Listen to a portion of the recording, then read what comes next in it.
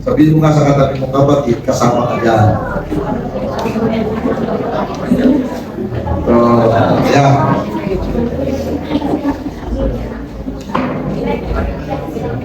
Ba't parang madilim-dilim sa lahat? Okay. So, ang tema po natin ay touching lives with the loving touch of Jesus. So, pagkilos na ang buhay ng mga tao ay patuloy pong kilusin, pangunahan, at patuloy na makakilos ang Diyos sa buhay nila. So, maganda po yan dahil si Jesus mismo ay isang magandang halimbawa kung paano ang mga tao na hindi karapat-dapat pero siya po ay may galaw. Amen? At ito po ang isang magandang tingnan po natin for the whole month na July. Ano nga yung ating tema ngayon? Reaching people, reaching community.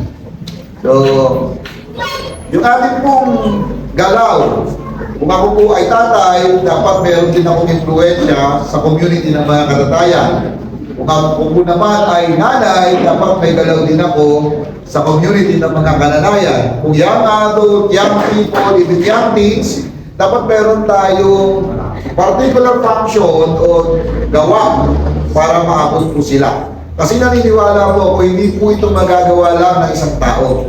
Yung ating pangarap ay hindi po galawang isang tao, kundi po ay galawang iglesia. Tama po ba? Sabihin mo sa katabi mong kapatid, kasama ka sa iglesia. Hindi yan aksidente na nagkaroon ka ng pagkakataon, makilala si Jesus, nagkaroon ka ng bukas na kaisipan para sumampalataya kay Jesus. Hindi lang yan para maging ligtas ka. Tama po yun. Tayo po ba ay may kaligtasan na? Paano nag-umpisa na tayo naligtas? Kayo ay naligtas sa biyaya ng Diyos sa pamamagitan ng pananampalataya kay Jesus. Hindi ito buhat sa inyo. Mabuting gawa. Yan po ang sabi sa pinapasahulog sa atin kanina sa Ephesians chapter 2 verse 8 and 9. So yan po yung tema natin. Okay, basahin po muna natin para i-refresh lang po natin yung ating po talata. From verse 14 to verse 41. Okay. Pwede po bang pakibasa ng sabay-sabay? 1, 2, ready, go.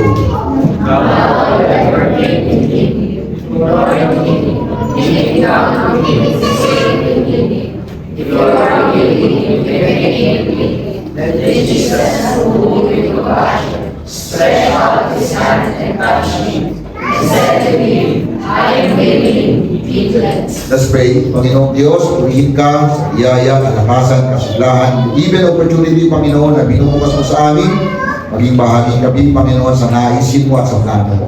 Bayaan mo, Panginoon, kayaan ang iglesyang ito, buhat sa mga young teens, kabataan, young adult, kananayan, kalalakihan. Kami po, Diyos, ay patuloy mong kaunahinan. Kapangyari, Panginoon, kung ano ang ipinapakita mo, ay siya rin naman po namin dapat gawin.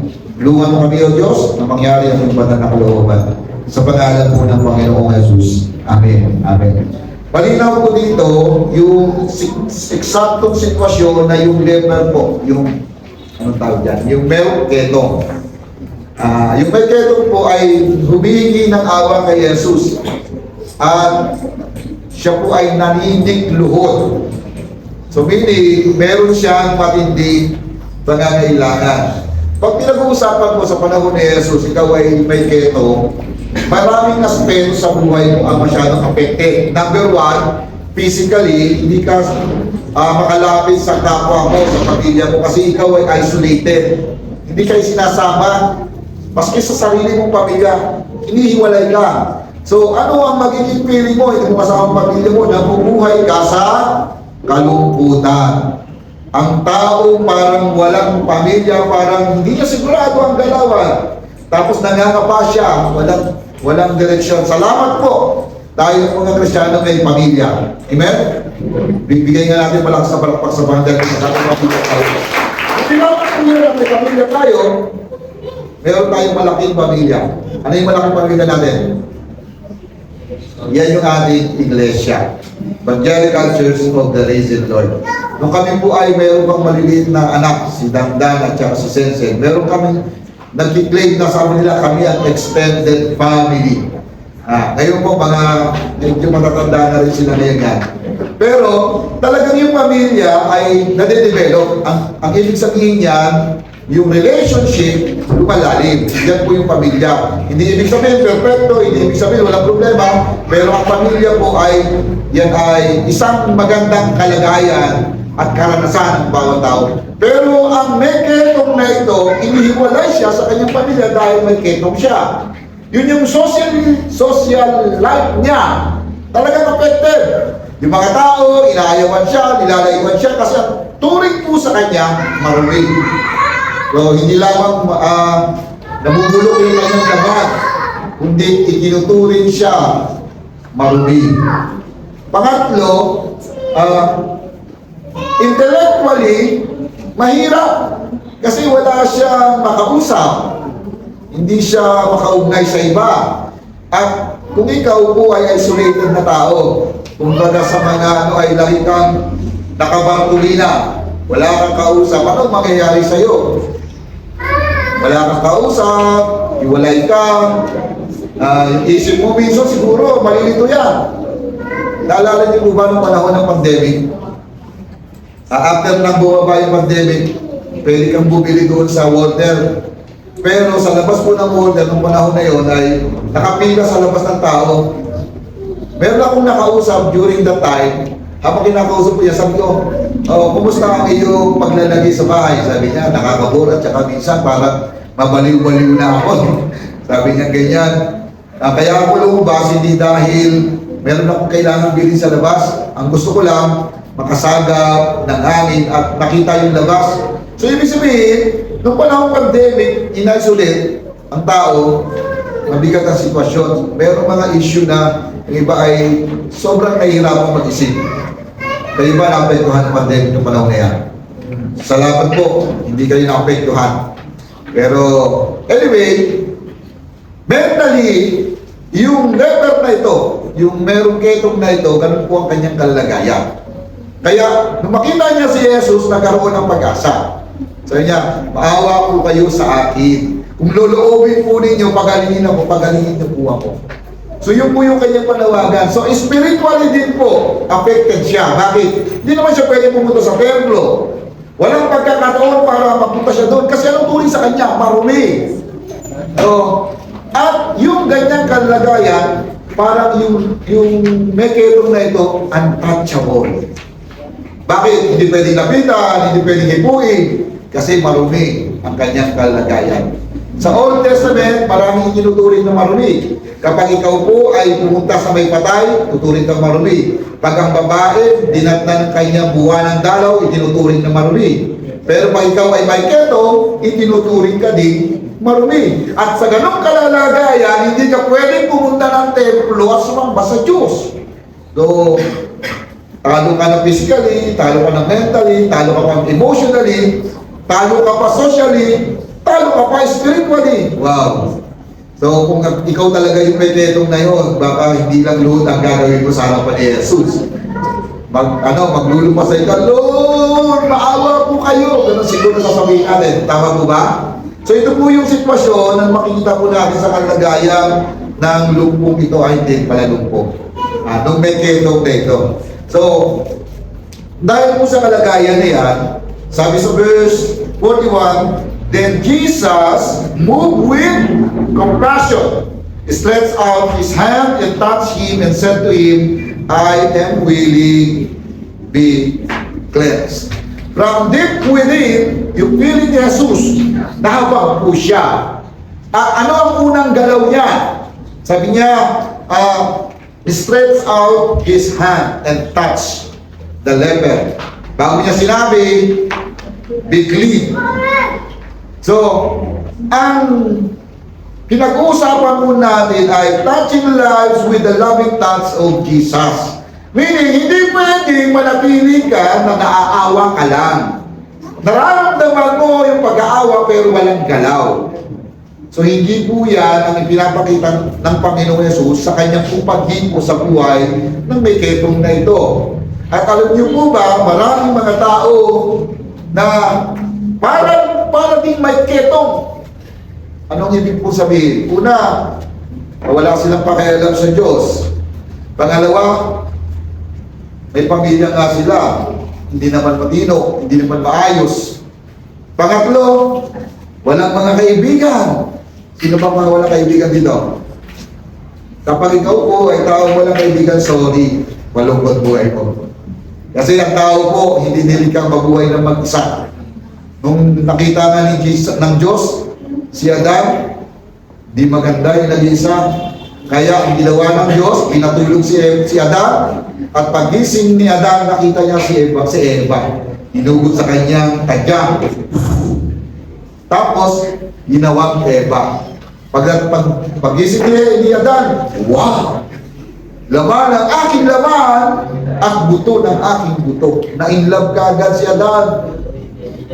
Kasi merong kauri, kapantay na uri na hindi kayang tugunan ng mga hayop, hindi kayang tugunan ng ng creation, tanging yung individual na to na nilikha ng Diyos tatapat sa kanyang pangangailangan. So, socially, sa pagkakataon na yun, binigyan ng kasama si Adan. So meaning, magandang bagay, we are connected to other people. Disenyo po yan sa atin. Hindi tayo disenyo na mamuhay ng nag-iisa. Hindi tayo disenyo na magtago sa loob ng kwarto at ubusin ang buong maghapon na wala tayong pakialam sa sanlibutan. Kundi ang disenyo ng Diyos, we are created according to God's image upang i-relate po ang ating sarili sa ibang mga tao. Kaya ang prinsipyo ng Biblia, maraming niyo po masasabi yan. Pray one another, help one another. Diba? Yan yung mga makikita natin. Yan ang prinsipyo ng pananampalataya Kristiyano. Pero ang community natin ngayon, yung environment po natin ngayon, dinidevelop sa mga tao yung malapit pero malayo sa isa't isa. Na-observe niyo po ba yan? Nagkaharap kayo sa harapan ng lamesa, kumakain kayo, pero habang kayo kumakain, nanonood kayo ng inyong favorite movie doon sa cellphone mo. Malapit kayo, abot lang, pero malayo. Hindi talaga nagkakaroon ng connection. Siguro ba, para ma-develop yan, dapat alisin muna yon sa mga panahon ng mga sa pamilya, mag-usap-usap, magkwentuhan, magpanalanginan. Siguro malagang bagay yun. Maghapon kang kaulayaw yung cellphone mo. Wala kang pakialam. Yan ang dine-develop ng panahon natin ngayon. Pero, parang namumuhay na may ketong. Namumuhay siyang isolated at walang pakialam sa ibang tao. Malungkot po yan. Hindi ganyan ang disenyo ng Diyos. At minsan, ang lakas ng impluensya ng kanyang gadget, sa kanyang ugali, sa kanyang personality, hindi na de-develop ng turo ng salita ng Diyos. Okay po, hindi masama yung technology. Yan po ay pwedeng pakinabangan para mas mabilis yung ating usay, yung ating tinatawag na development. Hindi po natin yan minamasama, pero dapat maging maalam tayo at matalino. Hindi dapat tayo maging alipin ng technology. Dapat yung technology, alipin natin. Tama ba? Sabi mo sa katabi, hindi ka alipin ng technology. Ito lang, mas magaan. Hindi ka alipin ng gadget mo. So, magandang bagay po yan. Ibig sabihin, ang disenyo ng kalalagayan ng tao, minsan namumuhay na kagaya ng ketong na ito. Walang pakialam sa pamilya, walang pakialam sa society, walang pakialam sa kanyang spiritual life. Even yung kanyang pisikal na pababayaan, hindi na kumakain sa tamang oras kasi na-enjoy niya yung, yung kanyang games. Anong game yun? ML. Hindi MM. So, ML. Hindi ko alam kung ano yan kasi di ako nagpupulat ng mga games eh. Anyway, di ba? Yan po yung kalalagayan. At baka mayroong kinakailangan na makiusap sa atin, i-reach out sila.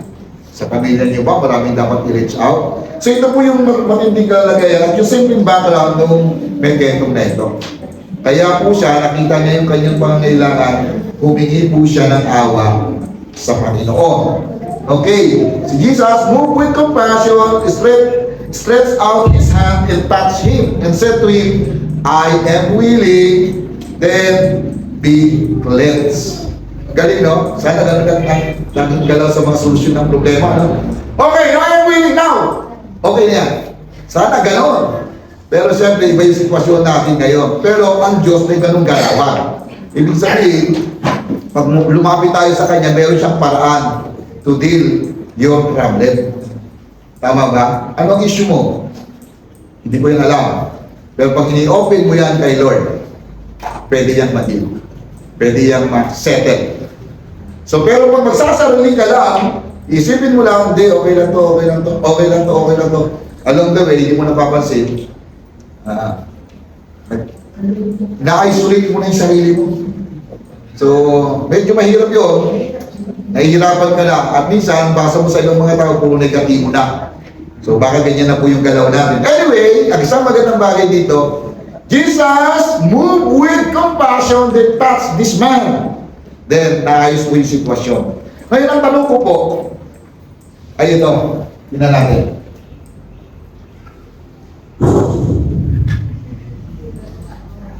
Sige nga, sabay-sabay nga po natin basahin. 1, 2, ready, go.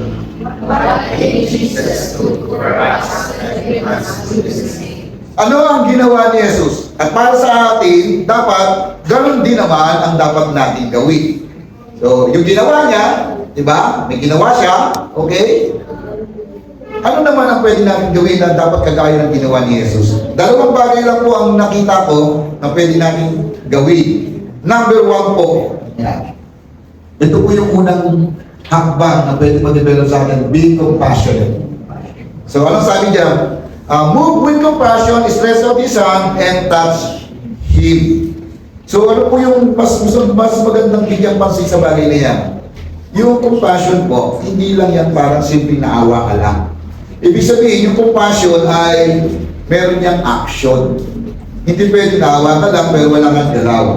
At ito po ay minsan, mahirap nating alalayan o tingnan sa sarili natin.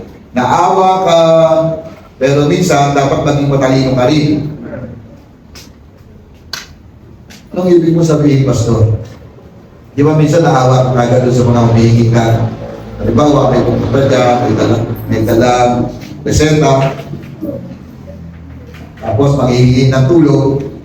Sabi niya, kasi po yung anak ko, ganto. One time nga po, meron lumapit dito, babae. Yung kanyang daw anak na aksidente at na-confine daw sa Makati Medical Center. Mahalin yun, no? Tapos, lumapit doon sa bahay. Sabi niya, malaki yung aming pangangailangan, milyon. Sana pwede po akong makahingi ng tulong sa inyo. So, ang ginawa ko, dahil wala naman akong pwede ibigay na tulong, kumuha ko ng biskwit, binigyan ko yung tubig. Sabi ko, sige po, mag-merienda na lang po muna ngayon. So, pero pwede po kayo ipag-pray kasi wala naman po akong milyon na may papayaran sa'yo. Alam niya, pastor ako. Hindi ko alam kung paano niya nalaman. Hindi ko siya kilala, pero alam niya na pastor ako. Tapos nag-pray kami. May ilang pang mga pagkakataon, bumabalik-balik siya, talagang naghahanap siya ng paraan. Sabi ko, okay, interesado talaga siya makahingi ng tulong. Pero, nagpe-pray ako sa Lord. Hindi ko alam kung ano yung kanyang sinasabi, pero, pumunta sila sa Makati Medical Center, milyon ng pera. Hindi ba pwedeng pumunta sana sila sa isang public hospital sa Manila na pwedeng maraming mga, ano yan, meron yung social, no? Help na pwede makatulong sa kanila. Pwede yun.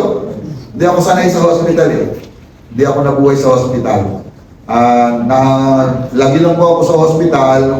Yung dalawa kong anak ay nasesarya doon sa hospital yan. Sa Fabella Hospital sa Manila. So, alam niyo po ba, alala ko na kasi hospital pinag-usapan eh. Pakinggan niyo na yung kwento ko. Nang sinila yung anak ko doon, so, hindi naman ganun kalaki. Kasi nung nagtanong yung cesarean, mga panahon na yan dyan sa JB at saka sa ano, mga 60,000 yung cesarean. Sabi ko, wala kaming ganun.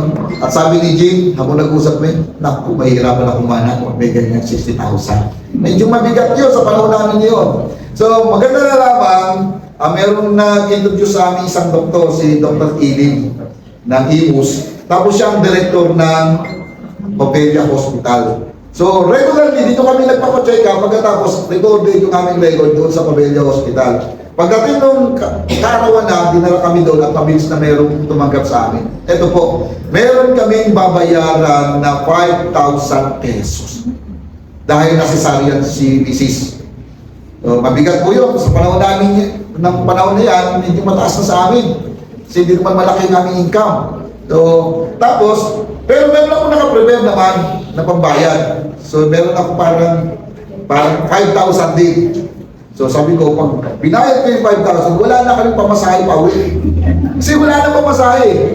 So, habang naghihintay kami doon, 3 days kami naglagi doon sa Pamilya Hospital, merong isang lalaki doon na gusto niyang humingi ng tulong sa SWAT. So ba yun? So, humingi siya ng tulong, pero hindi niya alam ang gagawin. So, ginawa ko, nilapitan ko siya. Sabi ko, ano ba ang gusto mong gawin? Sabi, gusto ko sana humingi ng tulong kasi hindi ko alam ang gagawin ko. Ginawa ko po, sinamahan ko siya doon sa office. Tapos habang naglalakad kami, di ba meron ka rin asawa na lang anak? Bakit hindi kaya gumawa ng tulong? Humingi ng tulong. Pagkakataon siya, nagbigay ng idea sa akin, ginawa ko, tinulungan ko siya. At the same time, gumawa rin ako ng letter na humingi ng tulong.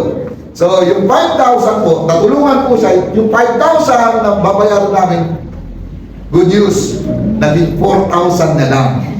Good news yun, di ba? Kasi meron 1,000 na naiwan, pwede kami makauwi, pabalik. Ang tawag ko po doon, biyaya yun ng Diyos. So, minsan, yun po yung sitwasyon na ang nakikita natin na ang Diyos po, minsan, hindi natin alam kung paano kumikilos. Pero balik na po tayo sa tema natin. Kasi back to hospital tayo. Okay, so what Jesus did. So ito po yung isang magandang bagay na dapat natin gawin. Ang unang bagay na makikita natin, sabi diyan, be compassionate. So, kapag ito po yung dapat natin mag-develop sa sarili natin, meron dapat diyan yung dalawang galaw dito, sabi dito, stretch out his hand and touch him. Being compassionate, ang ibig sabihin niyan, hindi naiiwan ang iyong damdamin sa loob. Merong moves or action na gumagawa ka. Yung principle po, yung compassion is not just a passive act, kundi ito po ay moves toward people crossing barriers of fear, stigma, or inconvenience. Ibig sabihin, gumagalaw ka, kumikilos ka to reach out to people. At minsan, kailangan mong i-overcome yung takot mo. Kailangan mong i-overcome yung tinatawag na pag-aalangan mo. Tingnan niyo po. Si Jesus, nung hinipo niya yung may ketong, ang kultura nila that time, ito po ay ipinagbabawal. Bakit? Sa kultura ng mga Hudyo, ito po ay maruming bagay. Kasi mahirap ang isang tao, walang karamdaman, lalaki sa may ketong. Ibig sabihin, ituturing ka rin marumi. So, culturally, hindi ka tanggap-tanggap yung ginawa ni Jesus. Tama po ba? So, parang lumagpas siya sa galawan ng kultura nila to reach out people na parang untouchable. Tama ba? Ang puntos ko po, minsan, ang tunay na nagmamalasakit, may galaw po yan. Hindi kinakailangan tugunan mo ang kabuuan ng mga pangailangan ng tao. May maliit na bahagi lang na pwede tayong itulong sa kanya. At pwede ka rin maging matalino sa pagtulong. Kung napapansin natin na humingi ng tulong ay nang-aabuso lang, nanggagamit lang ng sitwasyon, at ginagamit yung kanyang kalalagayan para makapang-abuso at makapanghingi. Meron na ako dito kilala, tumanda na mula noon hanggang ngayon. Yung lalaki dyan, mula sa LDR, paikot-ikot. Lagi yung may dalang reseta. Ewan ko kung nakakita nyo na yan. Nanghihingi lagi ng tulong.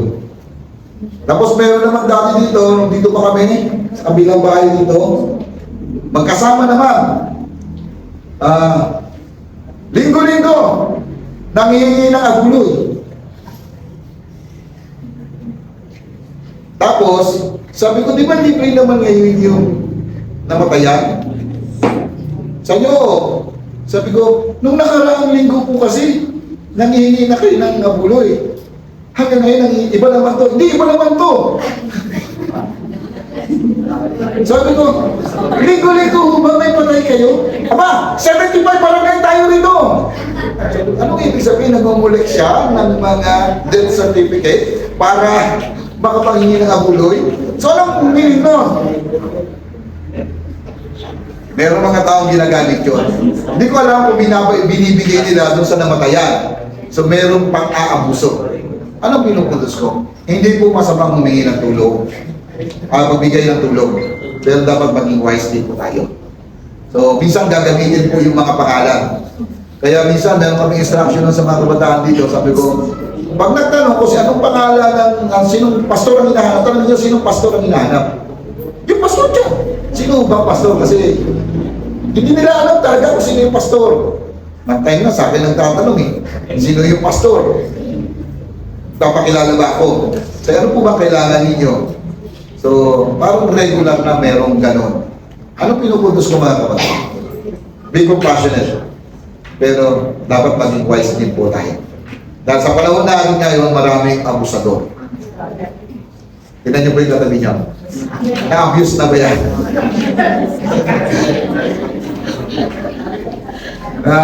Ano na ba yan? Napaglalangan na? Ang dami pa naman yung mga ang tawag dyan, yung mga scammer. So, ayan po.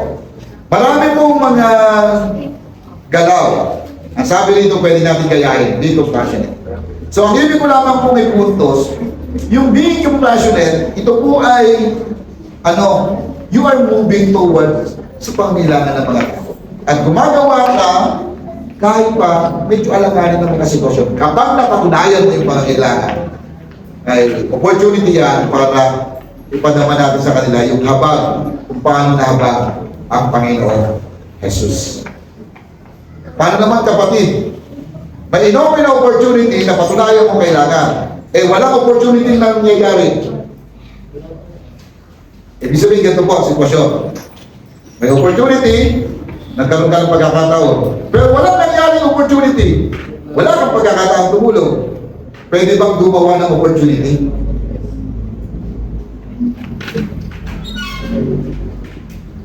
Biglang nag-isip yung iba. Pwede ba yun? Ang pinuputos ko po, intentional. When we think of reaching people for Christ, ibig sabihin, hindi lamang tayo naghihintay ng opportunity. Pwede rin tayo gumawa ng opportunity.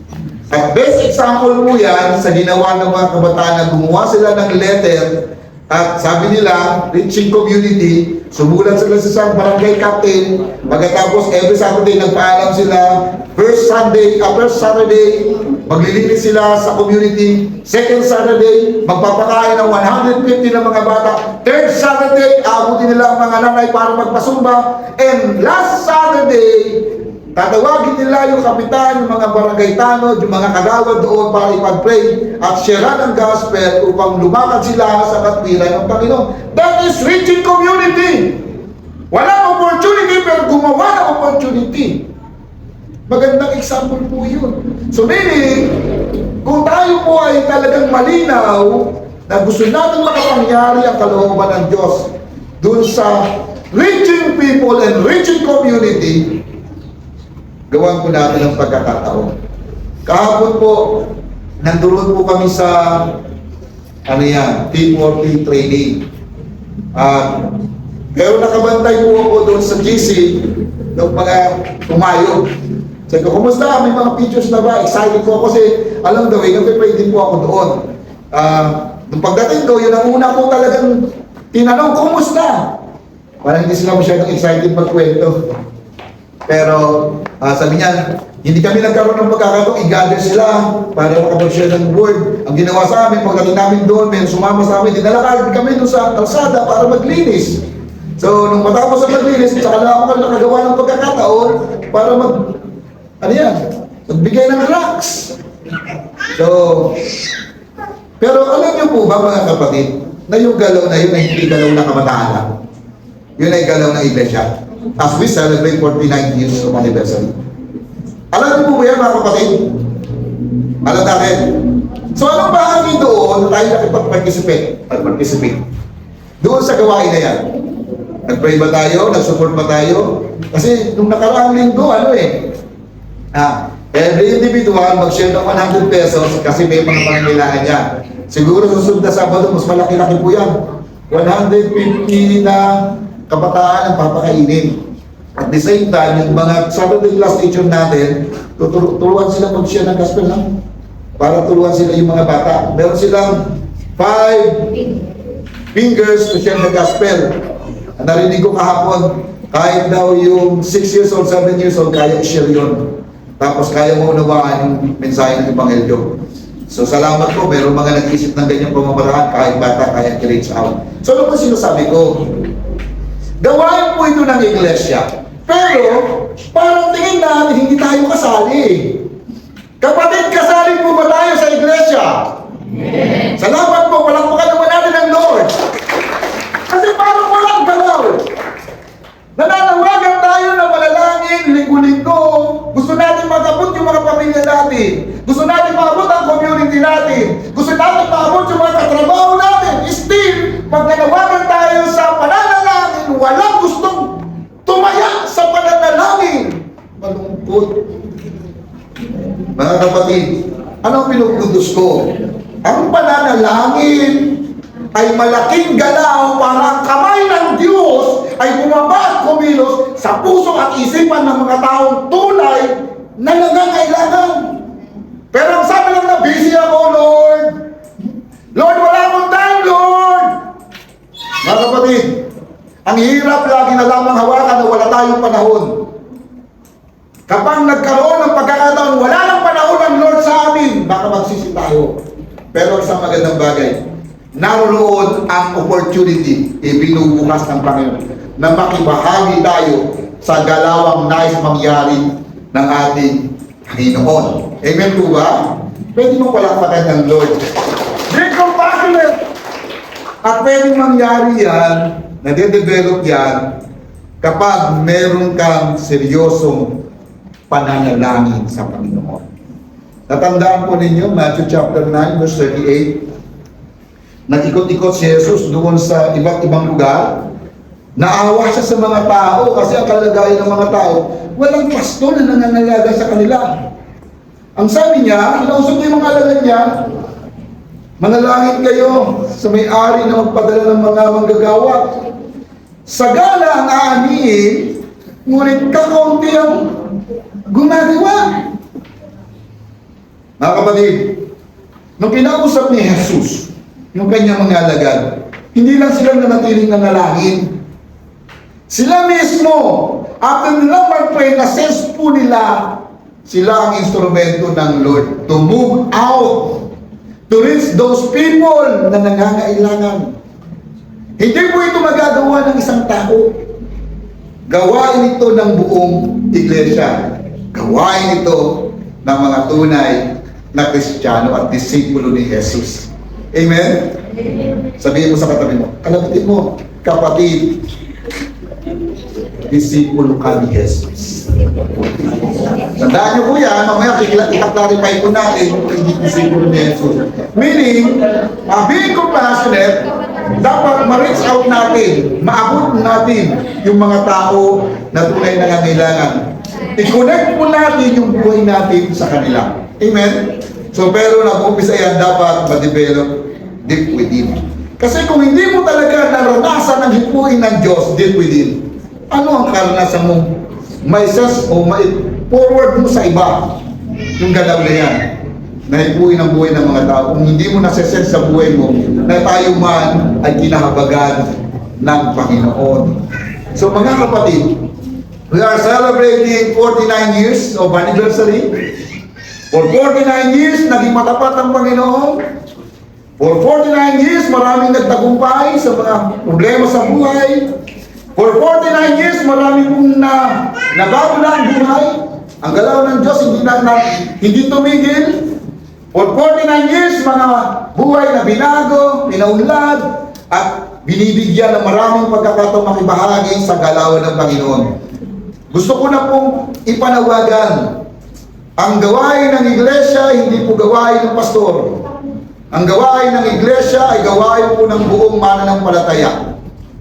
So dapat ganun na po ang ating pagtingin.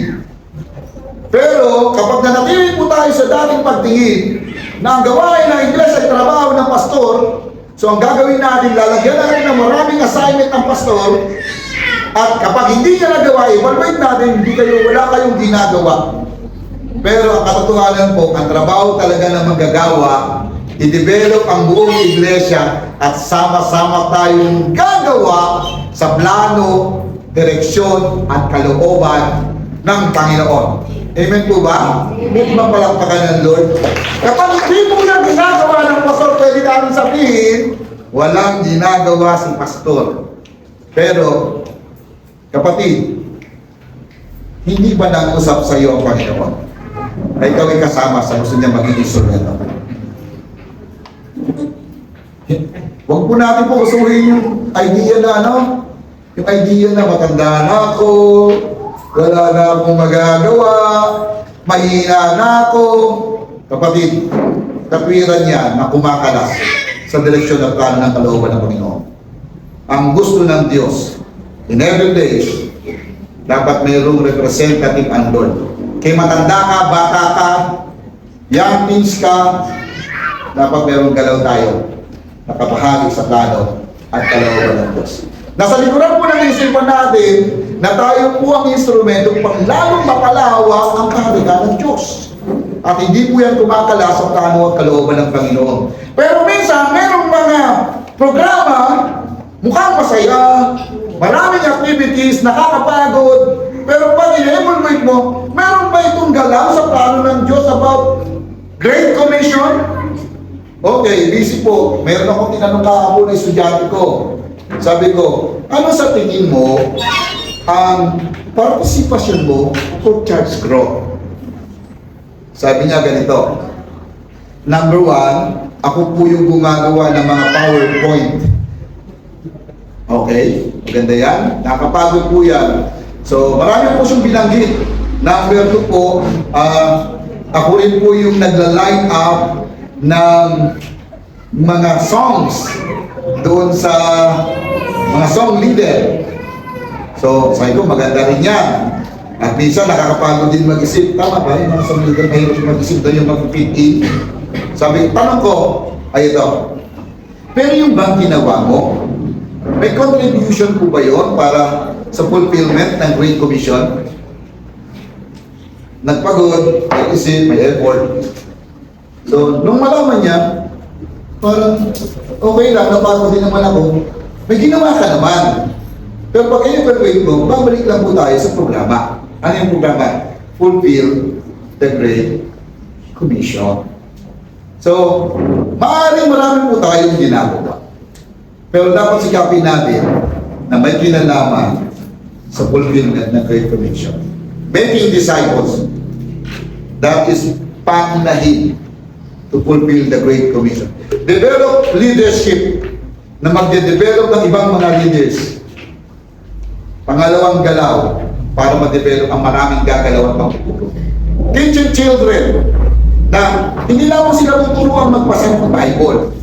Tuturuan din natin sila na makilala si Jesus at sa murang edad nila matutunan silang mag-share ng gospel.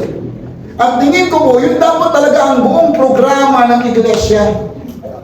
Meron pong programa na paunlarin ng ating worship team. Meron programa na paunlarin yung ating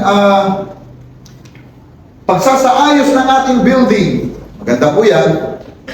Dahil pangangailangan po yan. Merong programa dapat ay mag-settle tayo ng magandang mga instrumento. Programa din po yan. Meron tayong programa pagandahin yung ating kitchen. Para pag meron tayong fellowship, so may madaling mapaglulutuan. Meron tayong programa para maging maayos yung kalagayan ng bantay doon sa loob ng ang tawag dito? Audio room. Pwede rin pagandahin yan. Pwede rin tayo magpaganda ng ating office dahil doon nakabase yung lahat ng mga records natin. So, pero hindi po yun pangunahin. Secondary lang po yan. Minsan dyan nauubos yung ating maraming programa at activities. Yung budget natin doon nauubos. Pero pagdating sa programa ng mission, programa ng evangelism, programa ng discipleship, konti ang gusto makibahagi. Pero ang totoo, yun dapat ang focus ng ministry ng iglesia. Amen po ba? Gusto ba natin lumago ang iglesia? So, purihin po ang Diyos. Palakasin po natin yung principle ng making disciples. Pastor, hindi mo na ako mahusay magturo. Kapatid, ang tagal-tagal mo ng mananampalataya, hindi ka pa rin marunong magkwento na si Jesus, Panginoon mo. Hindi ka rin pwede magkwento sa kaibigan mo na si Jesus ang ginawa mong tagapagligtas. Mga kapatid, ako po ay napapagod na sinasabi mo wala kang magagawa at masasabi tungkol kay Kristo na iyong tagapagligtas. Nakakapagod po iyon.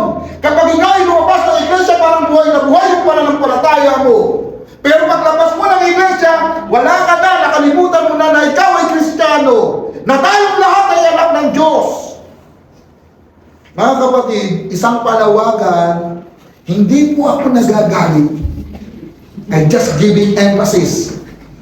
Mga kapatid, dapat ang individual sa atin, mag-isip lang ng isang i-influensyahan to reach out people.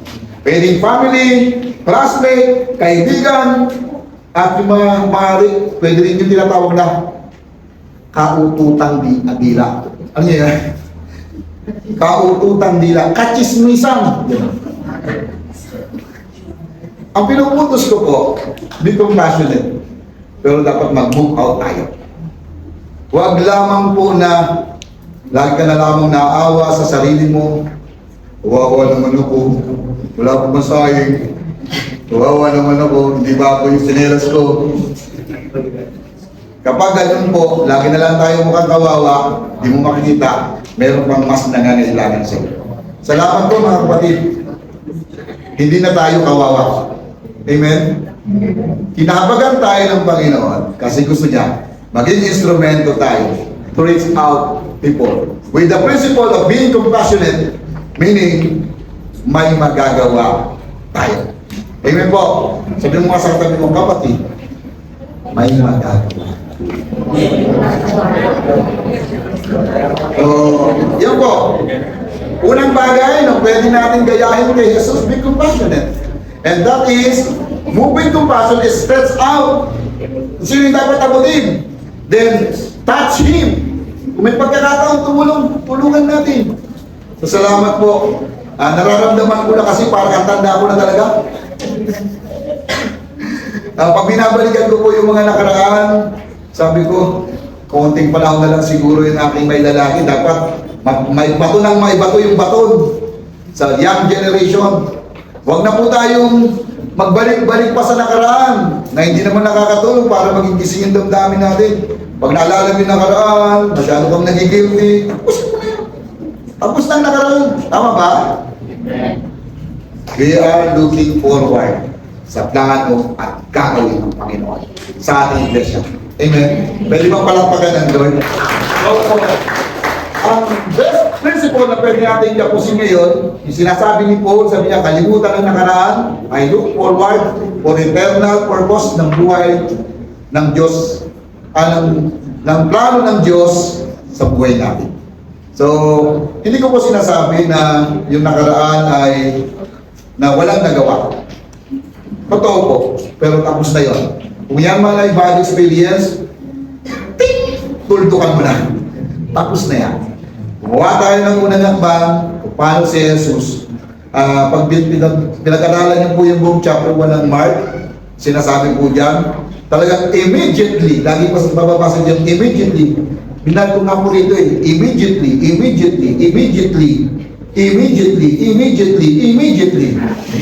Ang dami, sabi ko lang, chapter 1 pa lang, ang dami immediately. Meaning, as a servant of the Lord, ganun dapat ang galawan.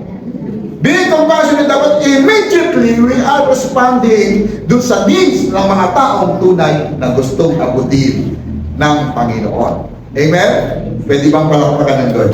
So, yan po yung first move na pwede natin gawin. And secondly po, nagtanong po yung may ketong. Sabi niya, then Jesus said to him, I am willing, he cleansed.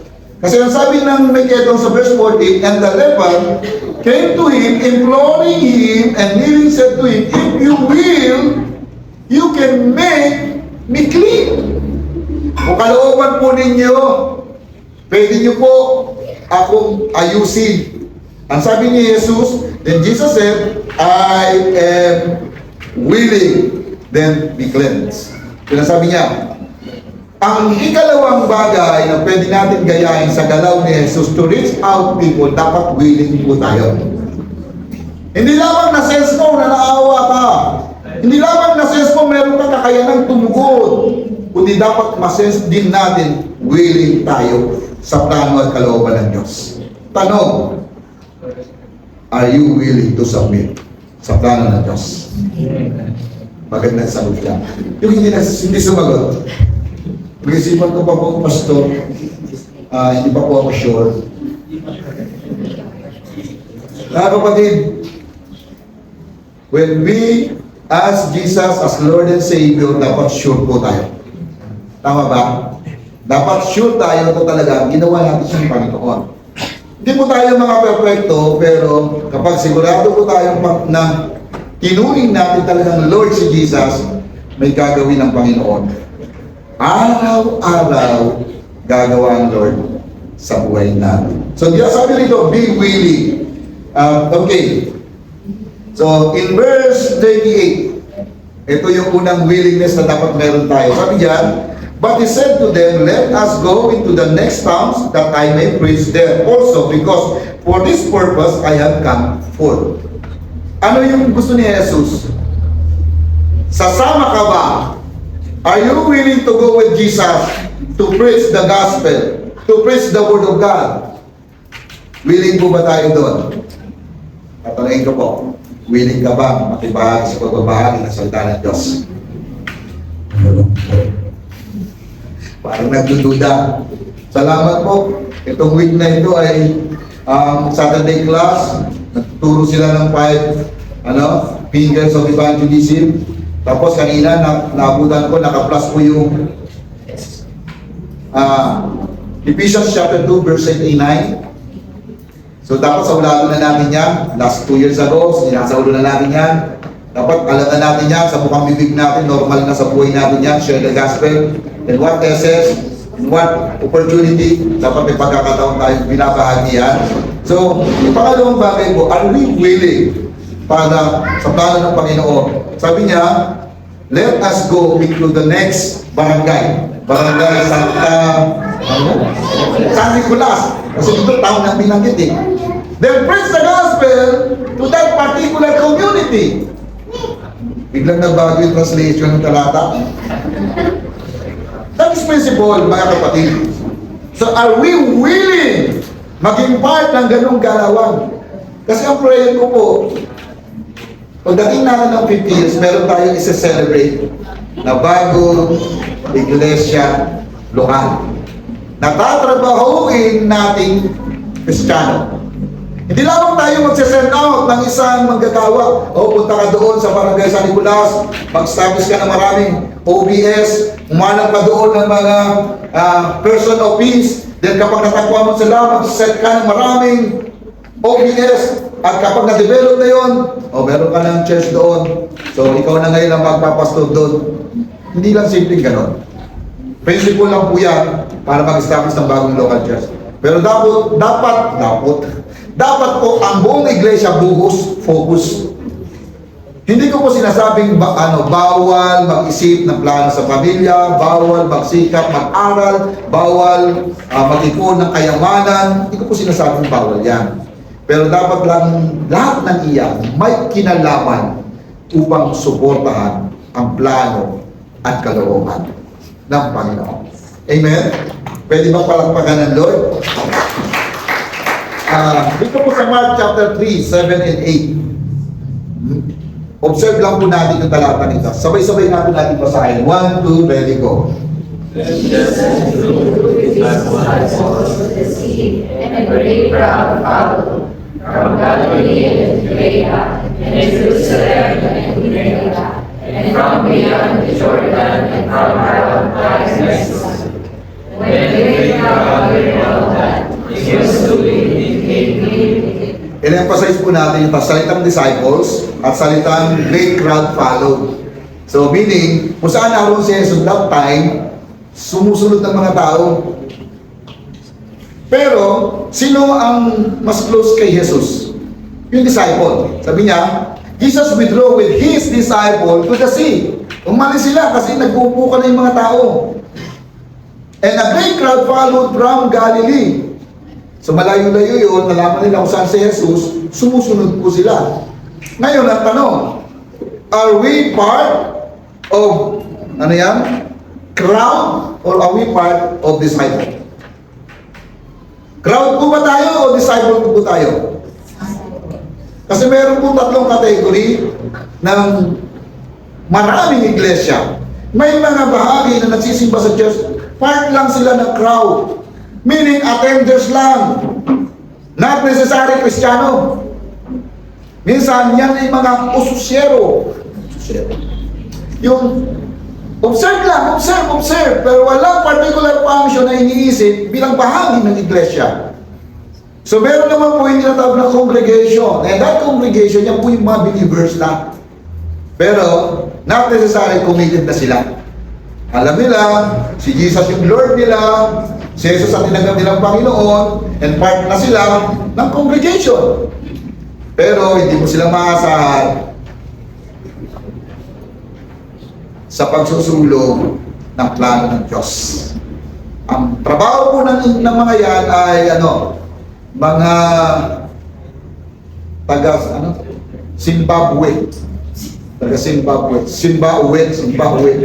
Yan po yung mga klase ng Kristiyano. So pwede sila po ay may mananampalataya na, pero walang function. At yan po ang malungkot. Sabi nung marami, kapag lumalago daw ang iglesia, dumadami yung bilang. Totoo naman po yun. Pero sana hindi manatiling believers lamang po ang ating function. Dapat dumating tayo sa last part. We are part of being disciples. Hindi lamang believers, kundi dapat followers of Christ. Tanong po tayo. Are we part of congregation? Are we part of being disciples? Pag disciples, hindi po problemahin. Kapag may mga pangailangan, agad-agad tumutugon niya sa pangailangan. Agad-agad nakikita niya yung pwede niyang ibahagi. Kasi alam niya, disciple siya ni Lord.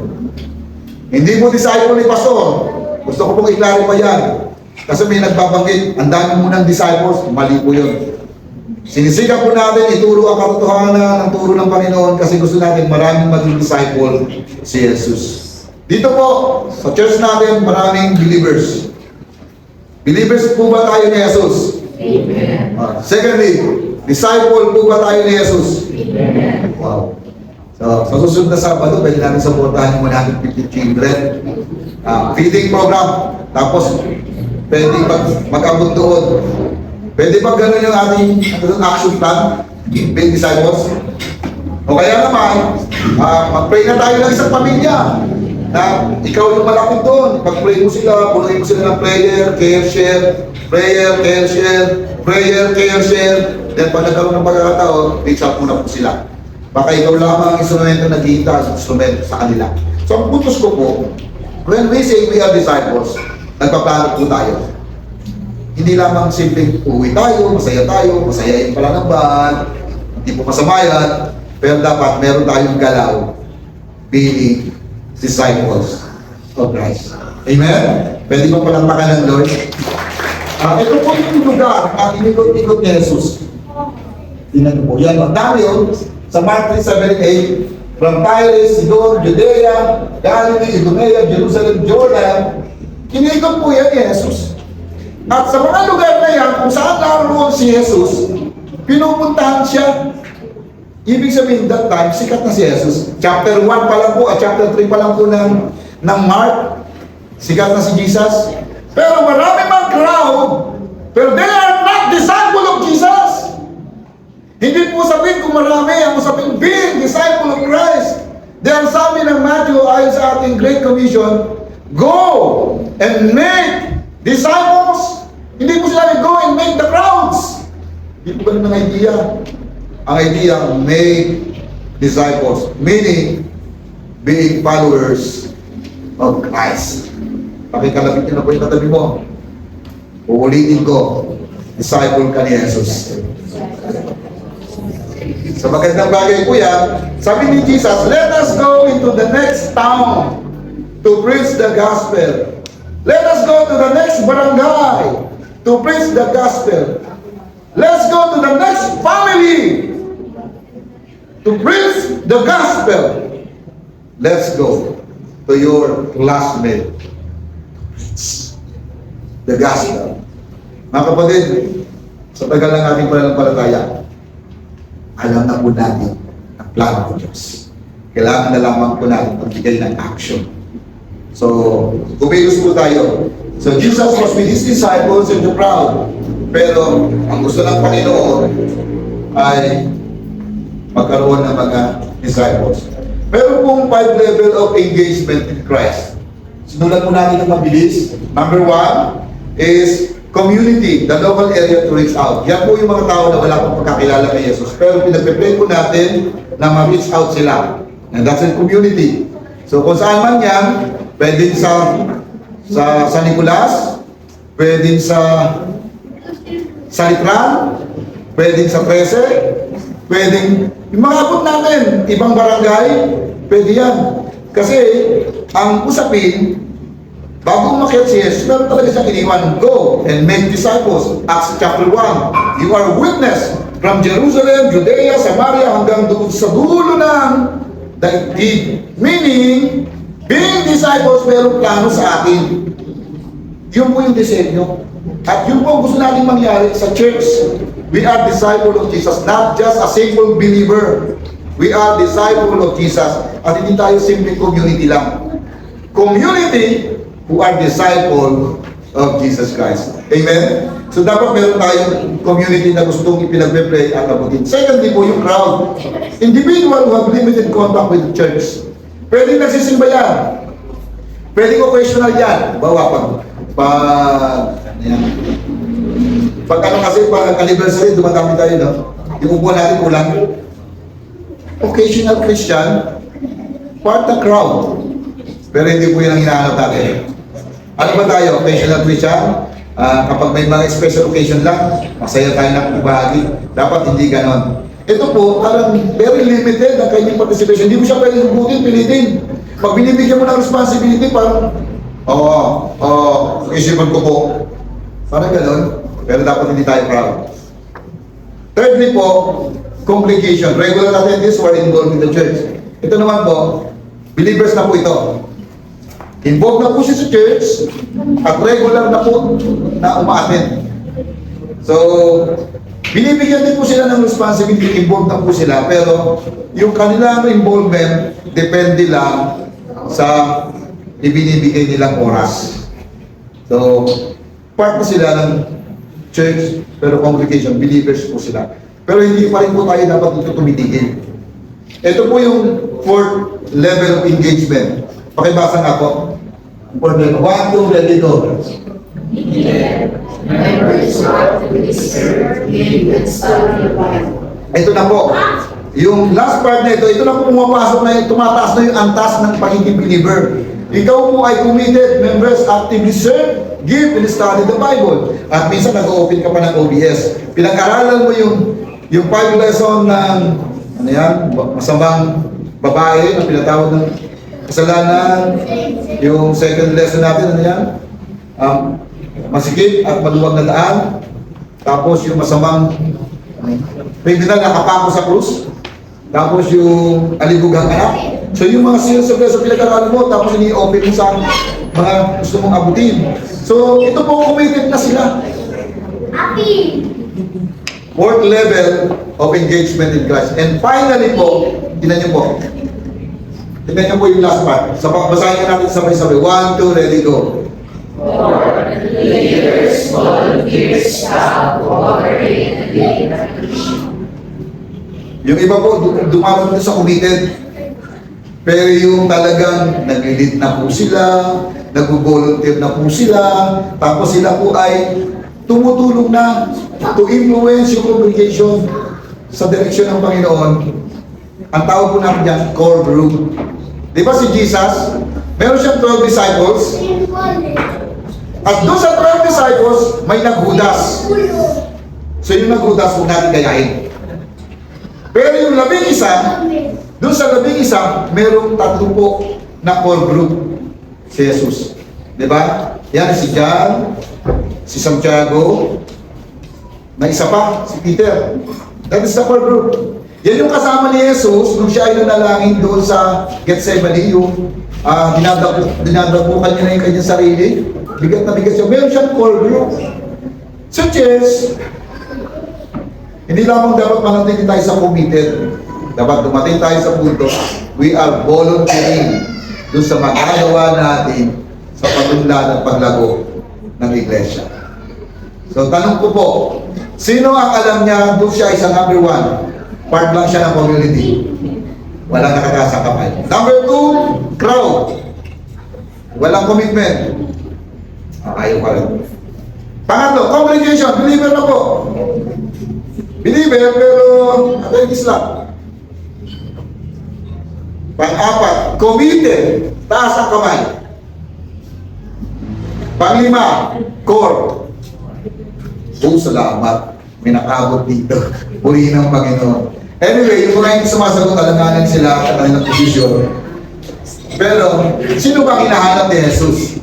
Ang hinahanap ni Jesus, follow Him, make disciples. So, sabi mo ulit sa katabi mo, kapatid, disciple ka ni Jesus. Sabi mo, kapag tapanan mo po sabi, disciple ka ni Jesus. Kasi yung susunod na talata, intentional po ang panawagan ni Jesus. Tingnan niyo po yung susunod na talata po dyan. Tingnan niyo po yung next slide. Sabay-sabay nga po natin basahin. 1, 2, ready, go.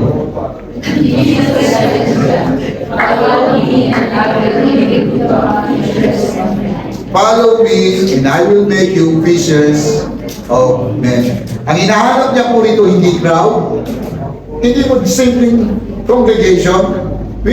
Jesus is looking for a real, genuine disciple. So meaning, followers of Christ. Doon po sa kahapon nakikinig po kami ng kwento, may dalawa pong naging parang mentoring group ang mga kalalakihan sa Maguyang sa Timor. Giniscuss po nila sa kanilang mentoring being disciples and being believer. Sabi ng mga old believers, sabi nila, kami ay hindi lamang simpleng disciple, simpleng believer. We are disciple of Christ. Identify po nila na hindi lang sila simpleng believer. Tapos yung mga identity nila ay believer, sabi nila, ayaw rin namin na manatili kami believer lang. Dapat disciple din kami. Eh dahil marami po sila, ginawa po nila yung kalalakihan, yung hinati nila, nagkaroon sila ng dalawang mentoring group. Kasi ang kanilang kaisipan, they are not just simply believer. They are disciple of Christ. Kung maghahati po tayo rito, sino ang papaling na believer lang siya? Taas ang kamay. Disciple po siya, taas ang kamay. 1, 2, 3. Walang kinaaliman, taas ang kamay. Dapat sure po tayo, saan po talaga tayo? Ang church po, 49 years na. Alam na wala tayong na-develop na disciple dito. Di ba? 49 years na po tayo. And we are celebrating for that 49 years, ang hinahanap ng Panginoon, disciple of Jesus Christ. Ang sabi niya, and Jesus said to them, follow me, and I will make you fishers of men. So So, 1, 2, 3, isa-isa lang po tayo rito. Sa susunod na linggo, mag-influence lamang tayo na sa hindi na tayo makasya. Maghahanap lang po tayo ng malaking lugar. Kasi, alam natin, we are disciples of Christ. Amen? Pwede bang palakpakan ng Lord? So, be willing. Sa pagpong talata, from verse 25, chapter 1 pa rin po yan. Sabay-sabay po natin masahin. 1, 2, ready, go.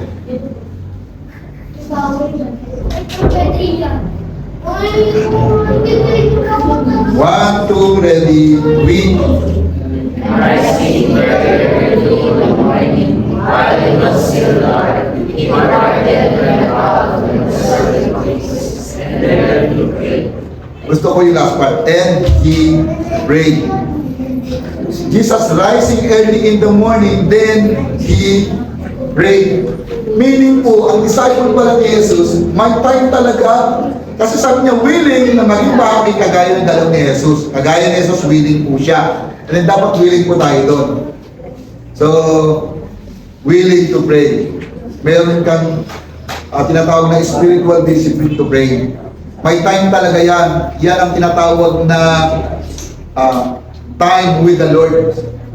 Dapat meron yan. Madaling araw ba yan? Gabi ba yan? Tanghali ba yan? Dapat regular yan. Hindi yan baka sakaling schedule. Amen? Hindi baka sakaling schedule, meron kang time with the Lord. Meron po akong kaibigan, pastor din po siya. Yung kanyang asawa, ang prayer time, alas 5 ng hapon. Kapag siya po ay lumabas sa bahay nila at abutin siya ng alas 5 ng hapon, kailangan magdala na siya ng susi. Kasi pag dumating po yan ng alas 5 ng hapon, hindi niya na pwedeng istorbohin yung asawa niya.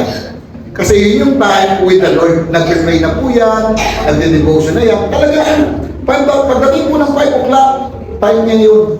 Kaya alam ng asawa, hindi ko pwedeng istorbohin. Kaya pag lumabas siya, at abutin siya ng alas 5 ng hapon, may dala na siyang susi. Na hindi na siya mag-istorbo doon sa kwarto. Bakit po? Alam niya, merong ginagawa yung asawa niya. Time with the Lord. Ang tanong, if we are really disciple of Jesus Christ, dapat meron kang time with the Lord. Amen? So meron na po ba kayong time schedule para sa Lord? So, huwag nyo na po sabihin sa akin yung schedule nyo, pero the best po yan, yung mga nagpe-pray, may schedule sa atin na binigay sa atin ng Lord. Lagi po kayong kumusulta dun sa prayer team. Lagi sila nagpapatutuon ng mga prayer requests. Lagi po kayong kumusulta dun sa ating ECR Lights team, GC natin. Nagpapatuloy po dun mga prayer concern. So, para pag yung sa time natin with the Lord, pag-pray po natin ito. Dahil we are disciple of Christ. Amen? Pwede ba palakpakan ng Lord? Okay. Isang mabilis na pagtingin sa buong pag-uulat ng ating mensahe ngayong umaga. Sige po. Jesus, with compassion, touched the man and made him clean. Last word natin po ay touch. Okay? Basahin po natin yung first slide. 1, 2, ready, go.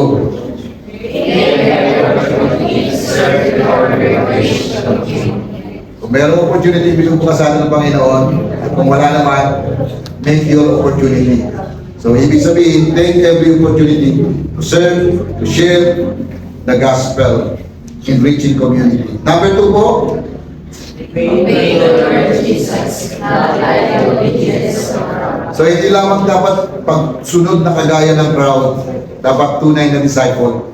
Ibig sabihin, sumusunod tayo dahil malinaw sa atin, we are disciple of Christ. And thirdly po, 1, 2, ready, go. Leading those who are in need to the principle of the gospel, being compassionate. So, when we say compassionate, we are reaching people, we are touching people para ilapit sila sa Panginoon at maranasan tunay na biyaya at habag ng Panginoon. Pangapat po, sabay-sabay, 1, 2, ready, go. Being to see God of Jesus and preach the gospel, well and needy and welcome to my life of Christ. Emphasis ko muli natin, magpatuloy tayo sa pagsunod kay Jesus to emphasize we are disciple of Jesus Christ. Tayo po tayo lahat, finally. So, sana makita natin ng malinaw, panawagan. At basahin po natin ng sabay-sabay. 1, 2, ready, go. All redemption is one. Our act of mercy and reward. Have mercy for sinners. Alam niyo ba yung yung ripple kasi dyan, pag nagbato ka ng maliit na bato sa tubig, tapos meron paliligid na alon. When we do and we accept the mission, yung act of mercy, para tayo nagbabato mula sa kinatatayuan natin, maging influencer tayo saan man iyon. Pwede ngayon dito, pwede bukas doon, dahil tayo po, we are disciple of Jesus Christ. Amen? Pwede bang, bago tayo manalangin, meron lamang po akong 3 tip na sana po, pag-hipon nyo po sa balikat ng pagpe-pray nyo mamaya, kasi magpe-pray tayo sa isa't isa. Ito po yung 3 tip, babasahin ko na mabilis. Number 1, commit as disciple who are willing to follow Christ. Ibig sabihin, i-commit talaga natin sa sarili natin. We are disciple of Christ. Paulit-ulit, we are disciple of Christ. Secondly, connect with the people to whom Jesus wanted to reach out. Ibig sabihin, i-connect po natin ang ating mga sarili. Hindi kinakailangan marami. Kung kaya mo ng 3, gawin mo 3. Pero kung kaya mo ng 1, gawin mo ng 1. Ang importante, connect to those people na talagang ma-reach out sila. And finally po, compose ourselves as obedient followers of Christ. Ito po, kumbinsihin mo na talaga yung sarili mo. Ilagay mo sa isip mo, ilagay mo sa puso mo, ilagay natin sa pagkatao natin, we are obedient followers of Christ. Mga minamahal, for 49 years, nag-start po tayo sa unang linggo.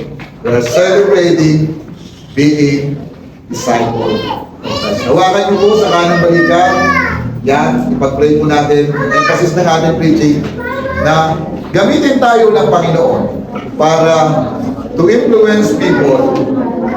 Abot natin ang mensahe ng abang at biyaya ng Panginoon. Sige, sabay-sabay po tayo ng pray. 1, 2, ready. Pray po tayo.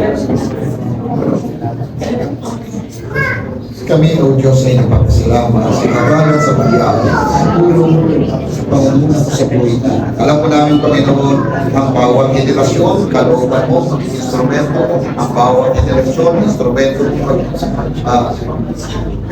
galaw mo para na susundan ng iglesia, may bagong iglesia. Alam po namin, lahat kami ay inaasahan ng mga disipulo mo. Hindi lang kami simpleng believers. Hindi lang kami simpleng bahagi ng crowd o ng community na ito. Kundi we are truly disciples.